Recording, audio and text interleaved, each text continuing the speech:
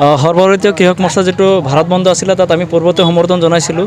মূলতঃ এটা কথা স্পষ্ট যে নৰেন্দ্ৰ মোদী ডাঙৰীয়াই বিজেপি নেতৃত্বাধীন চৰকাৰ অহাৰ পিছৰ পৰা কৃষকসকলক যি মাৰধৰ কৰিছে তাক আমি গৰিহণা দিছোঁ।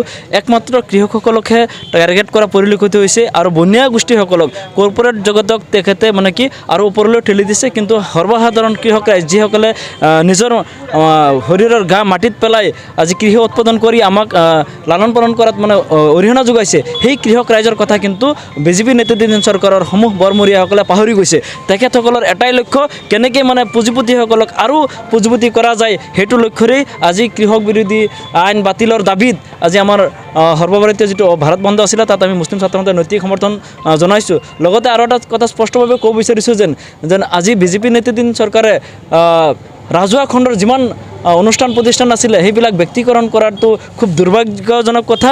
আৰু মূল্যবৃদ্ধিৰ জৰিয়তে যে কৃষকৰ ওপৰত যিটো জাপি দিয়া হৈছে সেইবিলাকৰ ওপৰতো বিশেষ এটা ব্যৱস্থা কৰিব লাগে বুলি আজি এই বন্ধৰ জৰিয়তে আমিও আহ্বান জনাইছোঁ। আৰু এটা কথা ক'ব বিচাৰিছোঁ যেন বিশেষকৈ অসমত দেখা গৈছে যেন জাতি মাটি বেটি ৰক্ষাৰ শ্লোগান দিয়া হিমন্ত বিশ্ব শৰ্মা নেতৃত্বাধীন চৰকাৰো এই ক্ষেত্ৰত সম্পূৰ্ণৰূপে ব্যৰ্থ হৈছে। কৃষকৰ আজি যিমান সমস্যা আছে সেই সমস্যা হৈ থাকিল। আজি কৃষকসকলে প্ৰকৃত বজাৰ মূল্যৰ পৰা বঞ্চিত হৈছে।